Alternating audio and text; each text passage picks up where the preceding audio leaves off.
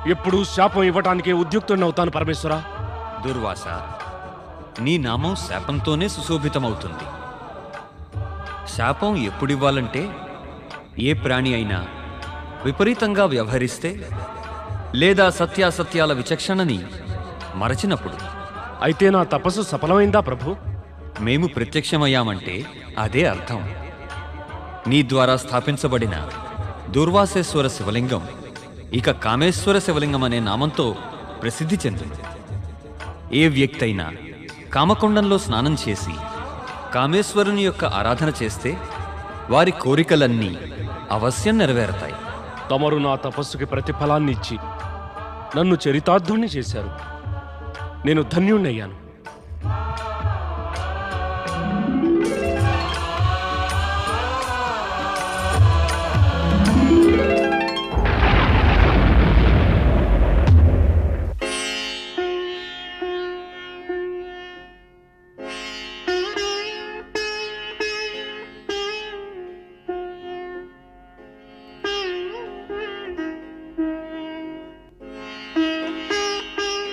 ఏమైనా దేవి, ఉదాసరాలిగా ఉన్నావే? దానికి కూడా కారణం ఉంది స్వామి. దూర్వాసుడు తన వ్యధని శాంతింప చేసుకోవడానికి భ్రమణం చేయడానికి వెళ్ళాడు. ఎన్నో సంవత్సరాలు గడిచిపోయాయి, కానీ వాడు తిరిగి రానేలేదు. నాకు చింతగా ఉంది. వాడు ఎక్కడ ఉన్నాడో ఏమో. బ్రహ్మ, విష్ణువు ఇంకా మహేశుల మాతకి చింతించవలసిన ఆవశ్యకత ఏముంది దేవి? నీవు దూర్వాసుని పిలుద్దామని ఇచ్ఛామాత్రంగా అనుకుంటేనే వెంటనే పరుగున వచ్చేస్తాడు. కానీ ఇది ఎలా తెలుసుకోవటం? ఈ సమయంలో తను ఎక్కడున్నాడో? ఎందుకు మరుస్తావు దేవి? నీకు శివలింగంలో ముల్లోకాలను చూడగల సిద్ధి ఉందిగా. శివలింగంలో చూసి దూర్వాసుని పిలువు, అతను వెంటనే కనిపిస్తాడు.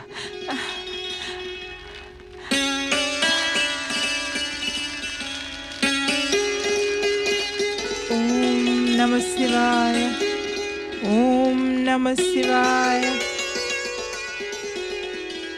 దూర్వాస, పుత్ర దూర్వాస, ఎక్కడున్నావు నువ్వు? ఓం నమో భగవతే రుద్రాయ. పుత్ర దూర్వాస, ఎక్కడున్నావు నువ్వు? మాతా, శీఘ్రమే ఆశ్రమానికి తిరిగి రా పుత్ర. మేము నీకోసం ఎంతో వ్యాకుల పడుతున్నాం. మాత ఆజ్ఞ నాకు శిరోధార్యం. నేను కూడా మిమ్మల్ని చూడటానికి వ్యాకుల పడుతున్నాను. మాతా. వ్యాకుల చిత్తంతో దూర్వాసుడు మాతాపితల దర్శనార్థం బయలుదేరతాడు.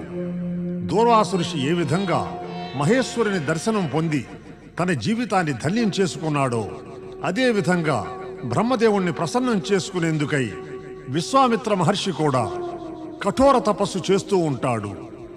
అది చూసి ముందుగా దేవేంద్రుడు ప్రభావితుడవుతాడు. దేవేంద్రునికి ఎల్లప్పుడూ ఒకటే భయం పీడిస్తూ ఉంటుంది. ఎక్కడో ఎవరో దానవులు గాని, మానవులు గాని లేదా ఋషులు గాని తమ తపోబలంతో అతని సింహాసనాన్ని అపహరిస్తారేమోనని. స్వర్గంలోని అప్సరస మేనకతోటి ఆకాశయానం చేస్తూ విశ్వామిత్రుడు తపస్సులో నిమగ్నమవటం చూసి విచలితుడవుతాడు. విశ్వామిత్రుడి ఈ కఠోర తపస్సు స్వర్గాన్ని పొందాలనే ఉద్దేశంతో చేస్తున్నాడు మెనక. ఇతని ఉద్దేశం పరిపూర్ణమైతే మనగతేం కావాలి? నీకు నా అభిప్రాయం అర్థమైందిగా మెనక? నేను ఏం చెయ్యాలి దేవేంద్ర? మెనక, విశ్వామిత్రుణ్ణి నీ రూపలావణ్యాల మాయాజాలంలో చిక్కుకునేట్లు చేయాలి. నీ సుందర హావభావాలతో నృత్యం చేసి అతడిని మోహావేశుణ్ణి చేయాలి. ఆ విధంగా విశ్వామిత్రుడి తపస్సు భంగం చేయాలి.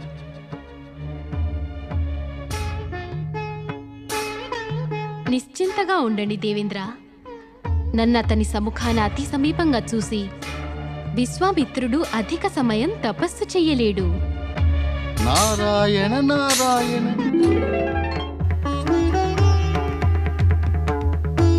ప్రణామం రుద్రావతార మహర్షి దుర్వాస, ప్రణామం.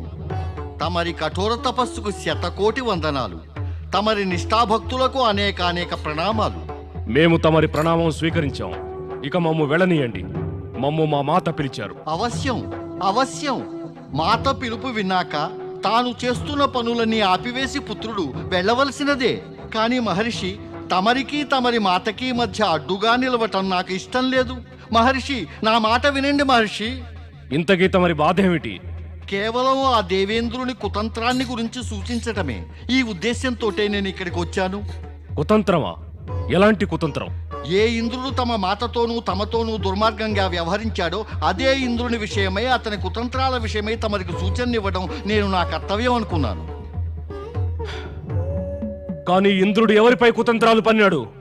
రాజర్షి విశ్వామిత్రునిపై. ఆయన బ్రహ్మర్షి అవటం కోసం తమ వలనే కఠోర తపస్సు చేస్తున్నారు. కానీ దేవేంద్రుడు ఆయన తపస్సుకు భంగం కలిగించడానికి అప్సరస మేనకనే అక్కడికి పంపించాడు. ఒక తపస్విని దుష్ట ఇంద్రుని కుతంత్రం నుండి రక్షించడం మా కర్తవ్యం. మేము ఇప్పుడే అచ్చడికి వెడతాము. నారాయణ నారాయణ.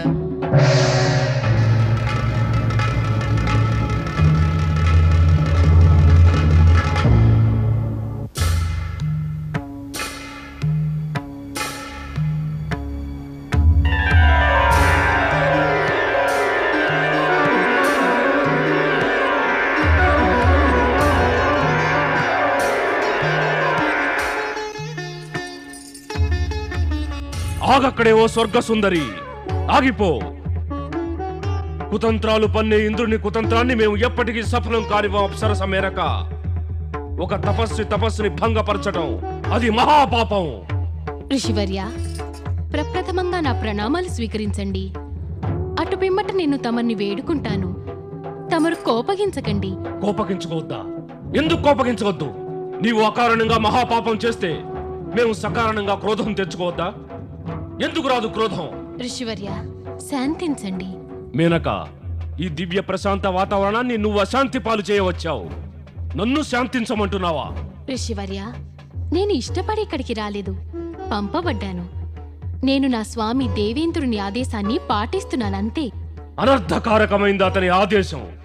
ఇంకా వినాశకారకం నువ్వు అతన్ని ప్రసన్నుని చేసుకోవడం. మేనక, ఇప్పుడు మేము నిన్ను ఆదేశిస్తున్నావు. నీవు వెంటనే స్వర్గానికి వెళ్ళిపో. లేదంటే మా క్రోధంలోంచి ఉత్పన్నమయ్యే శాపం, ఆ శాపం వల్ల నీకు కలిగే కష్టాలు నువ్వు అనుభవించక తప్పదు. ఋషివర్య, తమరి శాపం అంటే భయంతో నేను నా స్వామి దేవేంద్రుని ఆదేశాన్ని అవహేళన చెయ్యలేను. నేను నా కర్తవ్యాన్ని నిర్వర్తించకుండా ఇక్కడి నుంచి వెళ్ళను. మేనక, నీకు నీ దుర్దశ గురించి చింతయే లేదా? ఇంద్రుని ఆదేశం గురించి చింతే అధికమా? సహజమేగా ఋషివర్య, వారు మాకు స్వామి కదా. అయితే స్వామి ఆదేశం అంటూ నీవు తాపస్సుల తపస్సుని భంగపరుస్తావా? ఎవరికి ఏం నష్టం కలుగుతుందో, ఏం భంగం కలుగుతుందో ఆలోచించడం నా పని కాదు ఋషివర్య. నేను కేవలం నా స్వామి దేవేంద్రుని కోరిక నెరవేరుస్తున్నాను. మేనక, నీ స్వామి ఇంద్రుని వలనే నీవు కూడా బాహ్యంగా నకసిక పర్యంతము అందంగా ఆకర్షణీయంగానే ఉన్నావు. కాని లోపల మీ ఇద్దరిది పాపపు మనస్తత్వమే. నీవు స్త్రీవి, అందుకే మేము నిన్ను భస్మం చేయలేము. కానీ మేము నీకు శాపం ఇస్తున్నాము. నీవు ఏ విశ్వామిత్రునైతే భ్రష్టుణ్ణి చేయాలనుకున్నావో అతని కారణంగానే స్వర్గం నుంచి భ్రష్టురాలివై ఒక మానవ కాంతలా జీవనాన్ని సాగిస్తావు. నీవే కాకుండా నీ సంతానం కూడా మా శాపం నుండి తప్పించుకోవడం సాధ్యం కాదు. దుష్ట ఇంద్రుని కుతంత్రంలో సమ్మిళితమైన పరిణామం నీవు మాటి మాటికి అనుభవించవలసిందే. మాటి మాటికి అనుభవించవలసిందే.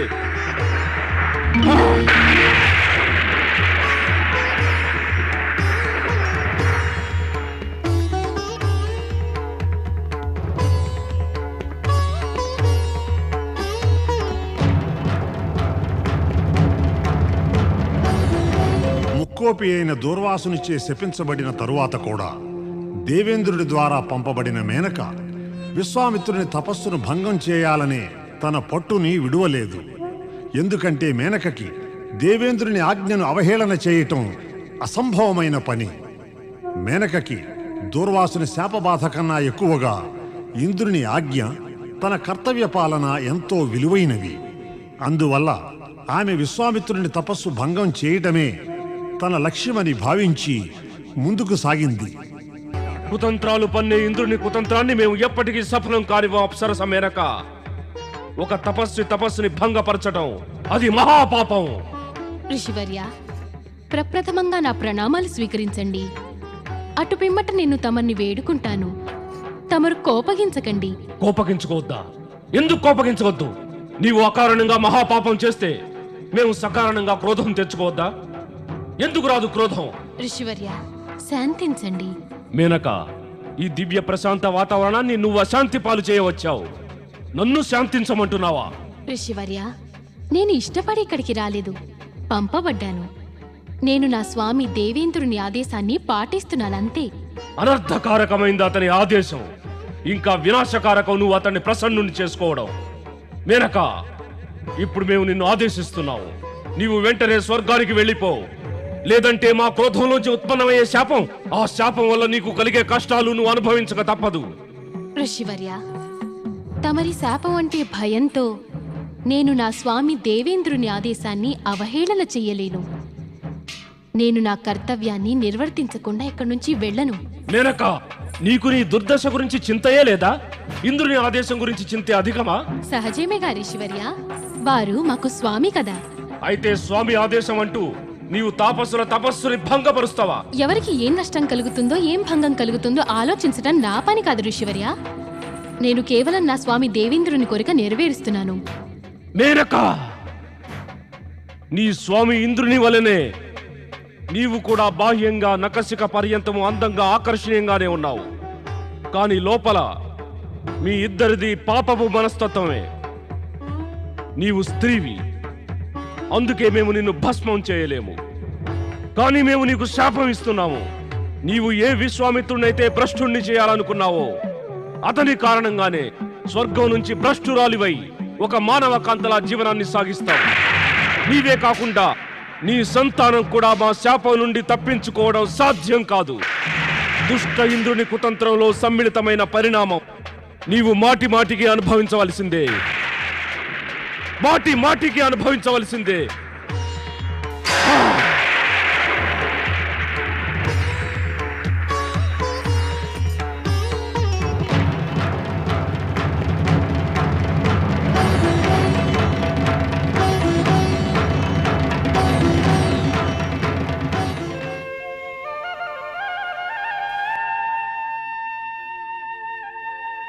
చింతించవలసిన పనే లేదు.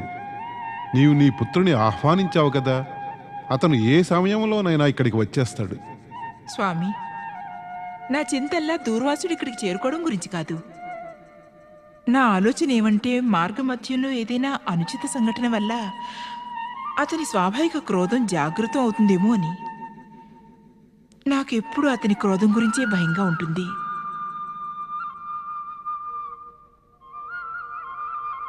ప్రణామం మాత. ప్రణామం పితాశ్రేష్ట. అంతా కుశలమే కదా పుత్ర?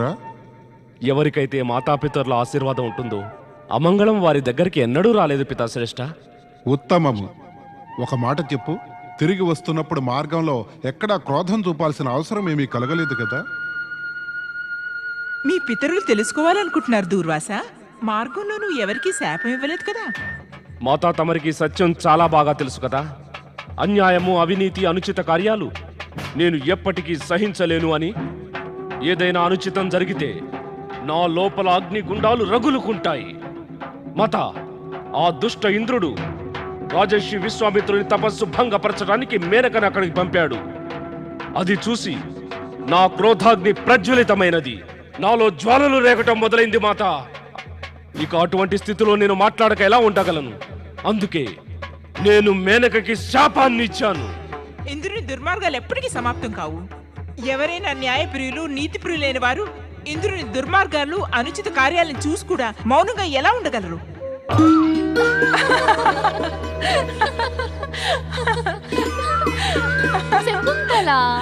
ఏమిటి జరగవలసిందేది జరగట్లేదు. ప్రేమద, ఎప్పుడు తిన్నగా మాటలు మాట్లాడవే? నీవు వినాలనుకునేది నీ మనసుకి నచ్చాలి కదూ, అయితే విను.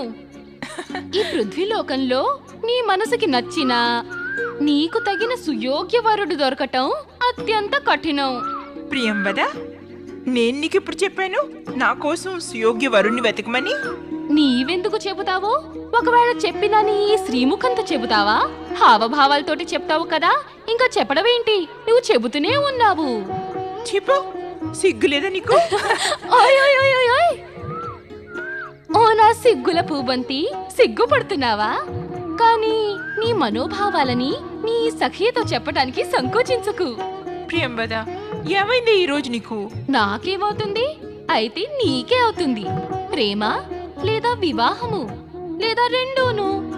చూడు శకుంతల, స్వర్గంలోని పరమ సుందరి శ్రేష్ఠ అప్సరస మేనక, శ్రేష్ఠ తపస్వి అయిన విశ్వామిత్రుల అనుపమాన సుందర కన్య కోసం స్వర్గలోకాధిపతి దేవేంద్రుని వంటి సంపన్నుడు, ఆ కామదేవుని వంటి సుందరవరుడే కావాలిగా. చాలు చాలు, చాలా అయిపోయింది. ఇక నేను నీతో మాట్లాడను. ఎందుకు? ఎందుకు? నాకన్నా మధురంగా మాట్లాడగలిగే వారిని వెతుక్కున్నావా నువ్వు? అవును ప్రేమద, నిన్న మాట చెప్పేయి. అరే అవును, అది నిజంగా నేను మర్చిపోయాను. మరోడు తప్పులు చేయడం నీకు అలవాటే కదా. ఏమిటో గాని నీ పేరు ప్రియంవద అని ఎవరు పెట్టారో? నీ పేరు మరపువద అని ఉండాల్సింది. అలాగే అనుకో, కానీ నిన్నటి మాట నేను చెప్పే తీర్తాను. చెప్తాను చెప్తాను. ఎప్పుడు చెప్తావు నువ్వు? ఇక చెప్పేసి.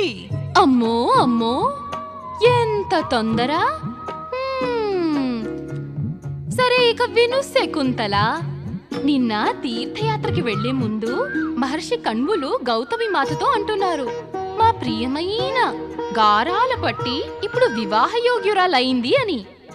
పితరులు అని ఉండవచ్చు, ఇక గౌతమి మాత విని ఉండవచ్చు, కానీ నువ్వు ఎవరు వినడానికని చెప్తున్నావు? మా అతి ప్రియమైన శకుంతల, దాంతో ఆమెకి ప్రియమైన వారు దొరకాలని.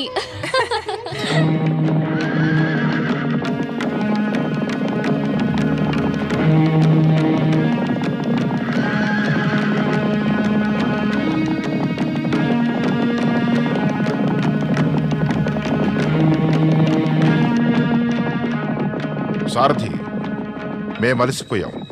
కొంతసేపు విశ్రాంతి తీసుకోవాలనుకుంటున్నాం. ఉపయుక్త స్థలం కనబడితే రథాన్ని ఆపుచి.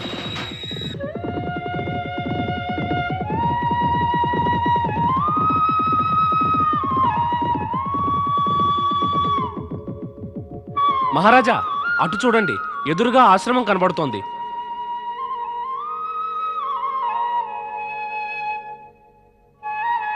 ఆగటానికి ఈ స్థానం ఉత్తమంగా ఉంటుంది. సరే సరే, అవశ్యం. దాహంతో గొంతు ఎండిపోతోంది. ఆశ్రమంలో శుద్ధ శీతల జలం అవశ్యం దొరకగలదు. సారథి, ఈ ఆశ్రమం ఎవరిది? అది నాకు తెలియదు మహారాజా. అక్కడికి వెళ్ళి నీళ్లు అడుగుదాం, అప్పుడైనా తెలుస్తుంది కదా.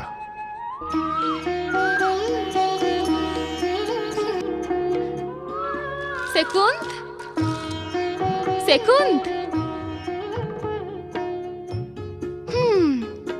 శకుంతల వెళ్ళింది ఉద్యానవనంలోకి. ఇప్పుడు తాను అక్కడికి వెళ్ళి లతలతో మాట్లాడుతుంది, పూపొదలని బుజ్జగిస్తుంది, తన ప్రియమైన వృక్షాలకు నీళ్లు పోస్తుంది, వాటిని తడుపుతుంది. అందుకని ఇంకెక్కడ మనకేంటి పని? నడవండి సఖ్యలారా, మనం వెడదాం.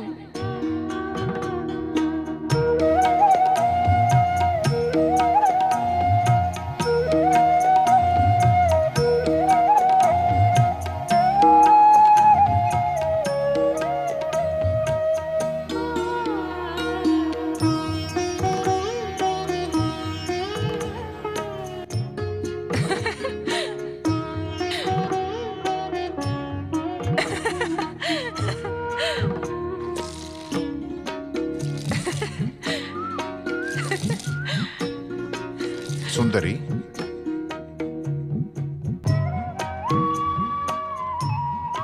సుందరి, సుందరి, ఒక దాహార్తునికి నీళ్లు ఇవ్వగలవా?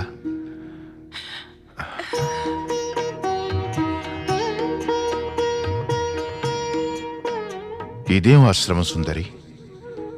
ఇక్కడ అడిగినప్పటికీ నీళ్లు ఇవ్వటం లేదు. ఒక దాహార్తుని తృష్ణకు బదులు పలకటమే లేదు. లేదు మహాపురుష, లేదు. దాహార్తునికి ఇక్కడ నీరు దొరకదా? అలా ఇక్కడ జరగదు. అలాగే జరుగుతుంది దేవి. లేదు, అలా జరగదు. అలా జరుగుదా? అయితే తమ సుకుమూల హస్తాలతో ఈ దాహార్తునికి నీరు తాగించండి. నీరు తాగించు దేవి. మరి నేను మొక్కలకి నీళ్లు పోస్తున్నాను. మొక్కల దాహాన్ని అర్థం చేసుకుని వీటికి నీరు పోస్తున్నావుగా దేవి. ఎదురుగా ఉన్నట్టి దాహార్త పురుషుని దాహాన్ని తెలుసుకుని అతనికి నీరు త్రాగించవా? హా, త్రాగిస్తాను.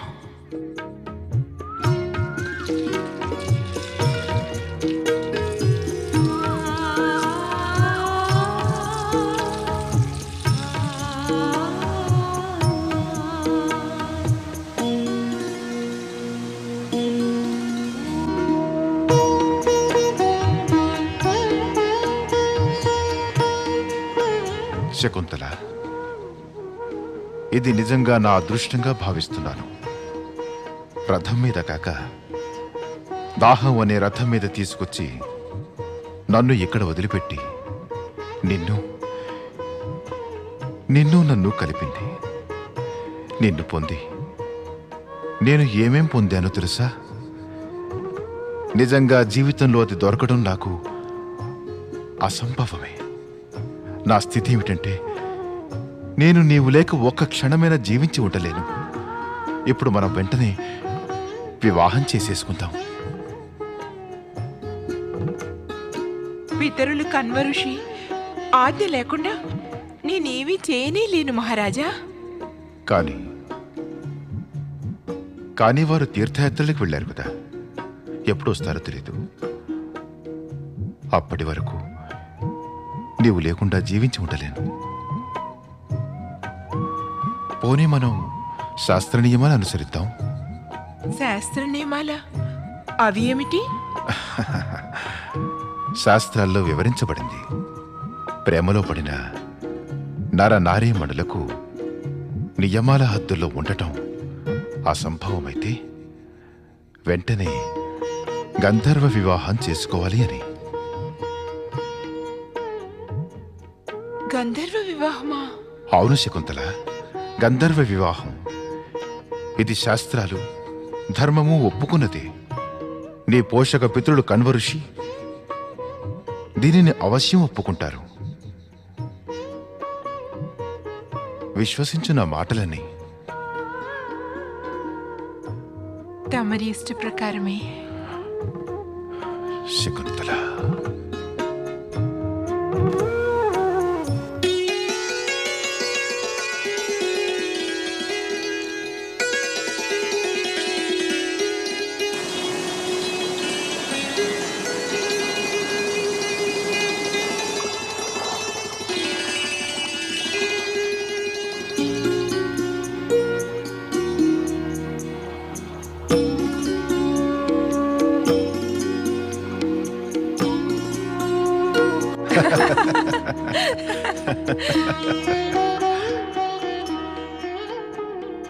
శకుంతల, ఏమీ ఆలోచిస్తున్నావు?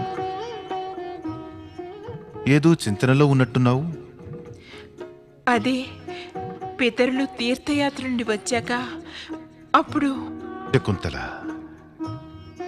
గంధర్వ వివాహం తర్వాత ఇప్పుడు నువ్వు సర్వ విధాలా మాదానివయ్యావు. అనవసర చింతలు విడిచిపెట్టు. మేమంతా సరిచేస్తాం. మరైతే నేను ఈ వివాహ విషయం గురించి నా సకులకు కూడా ఏమీ చెప్పనే లేదు. గౌతమి మాతకు లేదు. ఇప్పటి వరకు ఎవరికీ ఈ విషయం తెలియనే తెలీదు. తీరా తెలిస్తే వారంతా ఇక ఏమనుకుంటారు? ఎవరికి ఏమీ తెలియదా? మరి నాకు ఏమీ తెలియదా? నేను ఈ ప్రత్యేక మహత్వపూర్ణ సంఘటనకి నాయకుడిని. నాయకుడు తన నాయిక ప్రతి చింతని కష్టాన్ని దూరం చేస్తాడు. శకుంతల, ఈ ముద్రిక నా ప్రేమకి ప్రణయానికి చిహ్నం. మన సుమధుర కలయికకి ప్రతీక. ఈ ముద్రికని చూపించి నీవు మన గంధర్వ వివాహాన్ని నిజమని నిరూపించగలుగుతావు. శకుంతల. మహారాజా, తమరు బహూకరించిన ఈ అమూల్యమైన ఉంగరం మన నిశ్చల ప్రేమకు, ఆత్మీయమైన ప్రణయానికి ప్రమాణమైన చిహ్నం. మన మధుర సమాగమానికి ఇది సాకార సాక్షి. మన గాంధర్వ వివాహాన్ని సత్యం అని నిరూపించే సాక్ష్యం. నా మనోఫలకంపై మనం ప్రప్రథమంగా కలుసుకున్నప్పటి మీ సుందర వదనం అంకితమై నిలిచిపోయింది. నిజం చెప్పాలంటే మహారాజా, ఎంతో సమయం గడిచిపోయినా నాకు ప్రతి క్షణము, ప్రతి నిమిషం మీ సుందర వదనారవిందమే గోచరిస్తూ ఉంది. నేను తమరికి లేఖ వ్రాయాలని కూర్చున్నప్పుడల్లా నా కళ్ళ ముందు మధుర స్మృతులు ఎన్నో సజీవమై నిలుస్తాయి. ఆ స్మృతులన్నిటిలో మీరు, కేవలం ఒక్క మీరే కనిపిస్తూ ఉంటారు. ఓం నమో భగవతే రుద్రాయ. ప్రభు, నేను తమరి దర్శనార్థం వచ్చాను. కృప చూపి నన్ను ఆశీర్వదించండి.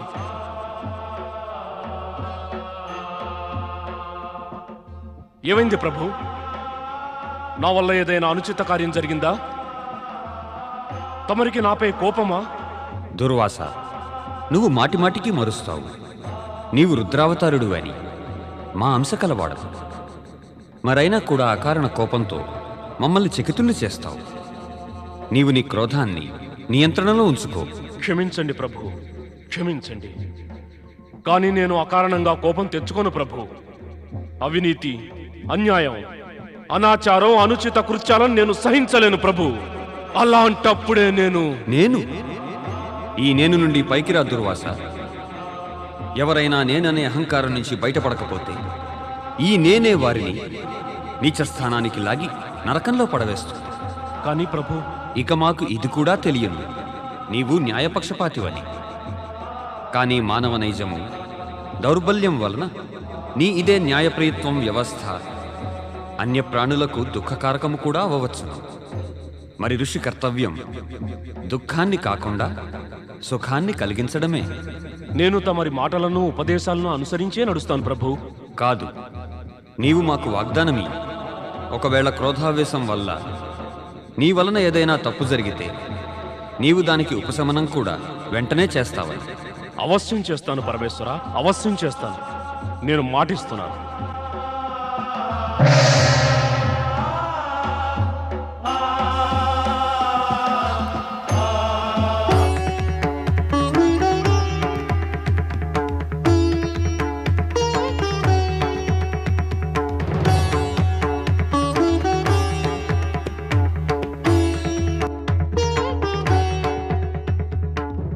కన్వఋషి, కన్వఋషి ఎక్కడున్నారు తమరు?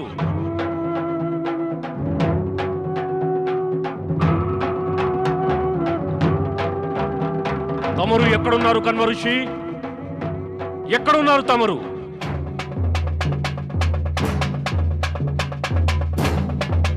ఓ కన్యా,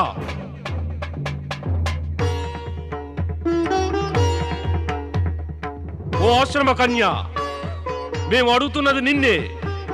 కన్వఋషులు ఎక్కడున్నారు? మాకే అవమానమా? మాకే తిరస్కారమా? మమ్మల్ని అవహేళన చేస్తావా? ఓ బుద్ధి లేని కన్య, నీకు మా క్రోధం గురించి తెలిసినట్లు లేదు. తెలియదా? అయితే తెలుసుకో. దుష్ట కన్య, నీవు మా పిలుపుకేమీ బదులివ్వకుండా మమ్మల్ని ఘోరంగా అవమానించావు. మేము నీకు శాపాన్ని ఇస్తున్నాం కన్యా. ఎవరిని స్మరించుకుంటూ నీవు మమ్మల్ని అవహేళన చేశావో అతను నిన్ను మరిచిపోతాడు. అతని స్మృతి పథం నుంచి నీ పేరు, నీ రూపం, నీ ఆలోచనలు అన్నీ తుడిచిపెట్టుకుపోతాయి.